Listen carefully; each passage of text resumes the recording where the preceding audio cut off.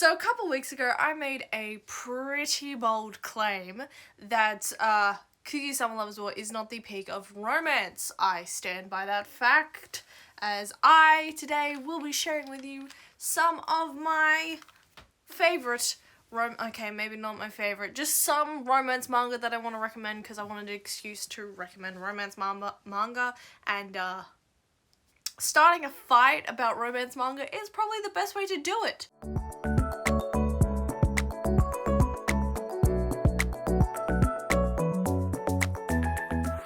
Hello everybody, my name is Brooklyn, otherwise known as the Dramatic Otaku, and welcome to my review, or rather my recommendations video on some romance manga. These are my recommendations for romance manga that I think you guys should read. Now, it's not all the most top of the top popular romance manga.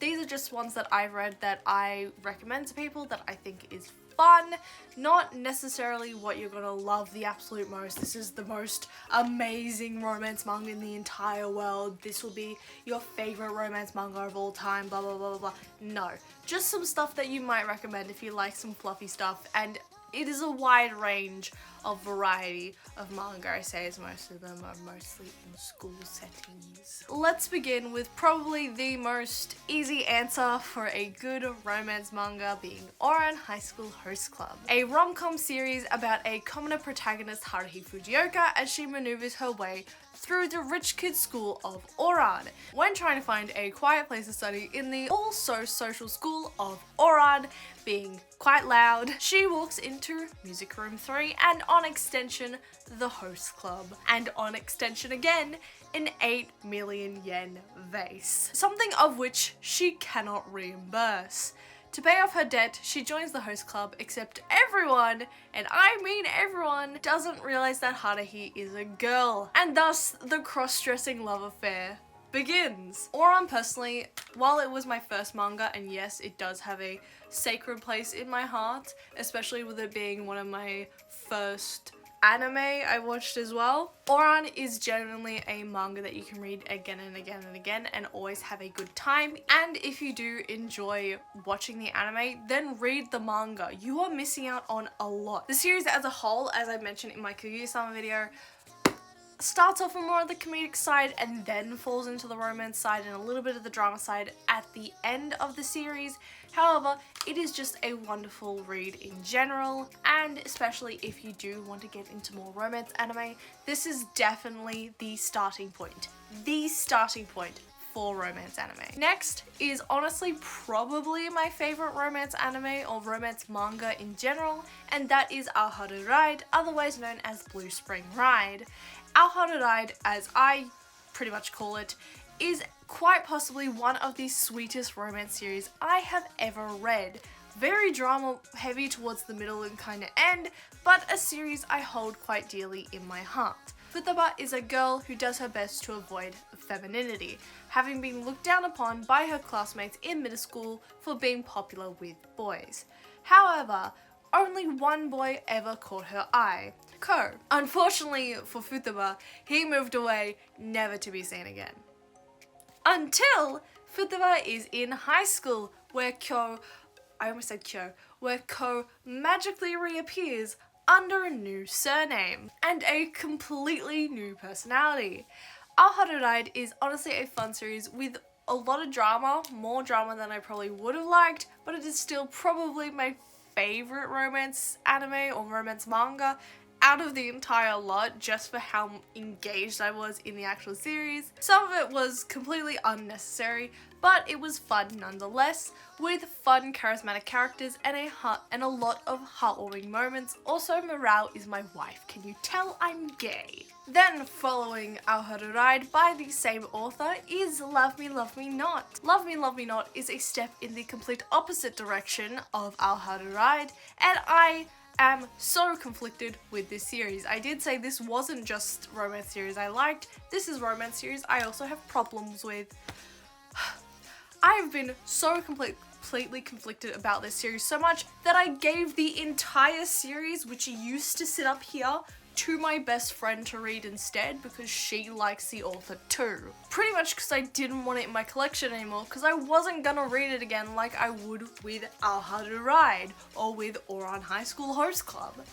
So, with the same romantic feel as Our Harder Ride, Love Me Not is about our protagonists Yuna and Akari, two friends with drastically different views of love. Yuna being very fantastical, wanting a prince, wanting to run away, those kinds of things, whereas Akari is very grounded and just wants to find someone that she can connect with by dating around, whereas Yuna wants to find the one. In the start of this series, Yuna meets a prince, which just so happens to be Akari's stepbrother. Do you kind of see where this is going? In the end, I'd recommend maybe reading half of this series. The entire series plateaus towards the middle around volume 6, and this has like 13 volumes, 12 volumes actually, should I say, because I remember getting really frustrated that there was more than 11, but I would definitely recommend reading at least half of this series as it does plateau towards volume 6 and definitely goes on for more volumes than it needs. While comparatively to Our Harder Ride, it's pretty bad, on its own, it can be pretty decent, and I do recommend it if you want something that's light-hearted and sweet for the most part, if not a little fucking weird. Speaking of a little fucking weird, is erotic horror. So we're gonna start off with erotic horror, which is a short, one-shot series volume novel thing, and it is a series of short horror romance one-shots. Kind of. Overall, kind of average. Each story is completely separate from one another. It honestly gives me fanfic one-shot kind of vibes. I do like that they are all horror romance. They don't you don't typically see romantic horror, and not like romantic as in from the romantic period. I mean romance as a genre and horror as a genre. Intertwining those, typically it is a female protagonist, and it is usually their fault something is happening. Now, that is reflected in this novel. 4 of 5 of these stories, the woman is at fault for the events occurring. On accident makes it more romance than horror. It feels a lot more like it's romance with elements of horror, thus the title erotic horror. With 4 of 5 of the stories putting the woman at fault of the events of the story, 2 of them are yandere stories as well. 2 of them include feminine yandere characters. Another story, which ironically is weirdly the most romantic, has a male villain in them, so that's something that I actually like to see in this, with majority of romance horror being putting the woman in the villain role. Having a male in the villain role is something I found a little bit refreshing, and it was also ironically the most romantic one out of all of them. So personally, my favorite story is the final one, Transient Future. It's very Groundhog Day meets The Minority Report meets Future Diary, I guess. It is definitely the best mystery horror. In terms of the romance element of the story, I think the 2 stories, Hotoru is Waiting and Shinigami Shiku, check the boxes for me at least. Definitely Transient Future is the better horror one, but the other 2, Hotoru is Waiting and Shinigami Shiku, definitely better romance, and I actually enjoyed them a lot more, thus they check the boxes for me. I like this particular set of one-shots for the fact that you don't see romantic horror all that often, or gore and romance all that often, so I did quite enjoy that, but it was kind of a meh for me. If you're into romance and like elements of horror in your romance, I would suggest this. If you're a huge horror nut, probably not this. So yeah. Then is Raukun Notice Me. A much shorter series, Raukun Notice Me follows a plus-size protagonist Hino who is uncomfortable and insecure but puts on a big smile as to not bother others when she is noticed and subsequently asked out by Rao, the class delinquent who is actively seen sleeping in class and running away from teachers. This fluffy, warm and light-hearted series is has quite possibly the best kiss scene that I've ever seen drawn ever.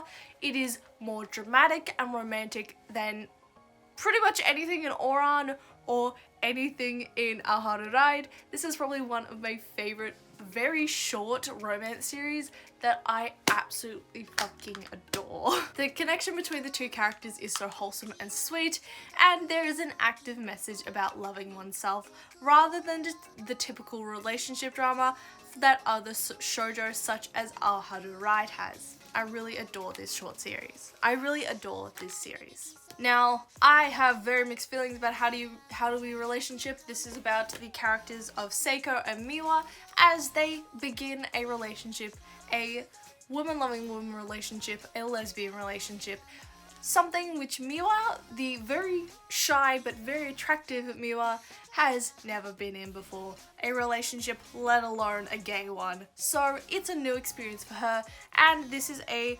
experience in Seiko opening herself up and trying to get past her trauma with other relationships that she has been in.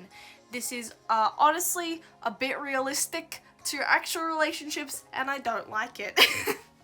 It is pretty cute. Some of the characters are really, really funny, and if you like more of a slice of life, realistic kind of romance, then I would recommend it. Also, this is a very sex positive book as there is active depictions of sex, but not in a like smut way, in a they're just doing it kind of way, and it's very normalized. But oh my god, when I turned a page in like volume 3 and one of the characters is eating the other character's pussy, oh my fucking god, what the shit, I was not expecting that, and I'm not mad. So if you want a realistic look at love, especially in adulthood, I would absolutely give How to Be a Relationship a read. Also, I love Rika, she is such a slut and I fucking love her.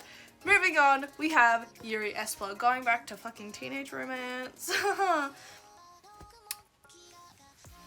So Yuri Esper follows the main character as she is a rich kid and has been put into a forced marriage, and she has a year until she is married to her mystery husband that we don't know about yet. So she asks her best friend to sit with her as she sketches things into her Yuri imagination journal. And each of these characters on the cover is a new short story, as this is kind of a short story series with one main through line, and I honestly really love it because there's just, I like the format of the series with it being, first of all, the girls' imagination of what's happening, and then we actually get to peer into the lives of these characters, and I really hope in subsequent volumes of this series we get more clarification on some of the lives of some of these characters. But if it's a short story series, it is not likely, but I really do like this series thus far, and I would absolutely give it a recommended reading, as there's a lot of short stories, as I just said, so there's a lot of romance to go around and a lot of different scenarios to go around. So I would absolutely fucking recommend it, even if you don't like frickin' Yuri. And speaking of Yuri, Whisper Me a Love Song, quite possibly my favorite book thus far, my favorite series thus far. This goes through the story of Yori and Himari as they have a little bit of a misunderstanding when Himari suddenly confesses her love to Yori. But Himari means it as a fan and Yori thinks it's an actual love confession. Thus, the hijinks of Whisper Me a Love Song begin, and the start of their relationship begins throughout the series. In the later volumes of Whisper Me a Love Song, we kind of move away from the romance element and go more into Yori's band and the the drama between Yori and her bandmates. There's a lot of different romances going on as well, not just between Yori and Himari. There's a lot of like club drama between Himari's club and members of Himari's club and Yori's band. It's very fun. I honestly really like it. It does have a very slow beginning to a more like drama heavy middle section, and it is still currently ongoing to my knowledge, so I would absolutely give this a read. It's very, very cute. The first 2 or 3 volumes focuses heavily on Yori and Himari, and I adore it. It's my cute little fluffy series. It is very run-of-the-mill for a romance series, but I do really like it, so I would definitely recommend it. Overall, I really do enjoy my romance manga, and there of course is series that I'm missing, such as like the likes of Inuyasha, Urusei Yatsura, Ore Monogatari, Noragami. There's, oh my god, how many fucking more are there? Idle Dreams. We don't talk about Idle Dreams. I hope you got some form of recommendation from my ramblings on different romance manga, and if you did, please don't be afraid to comment down below what you think of these series, and if you have any romance recommendations, I would also leave those down below. Not Kaguya-sama, I've already fucking said Kaguya-sama, and the point of this video was to give you alternates to Kaguya-sama for romance. So thank you guys so much for watching. I hope you guys enjoyed this video. I do love Kaguya-sama, just to make it clear. Watch my other video, my multiple other videos on Kaguya-sama, and you can tell I love this series, but I wanted an excuse to talk about romance manga, so I'm going to be talking about romance manga. Thank you guys so much for watching. I hope to see you guys next time, and I upload every Wednesday at 10 AM Australian Eastern Standard. Thank you guys so much for watching. I hope to see you guys next time at 10 AM Wednesday Australian Eastern Standard Time, and I will see you then. Bye!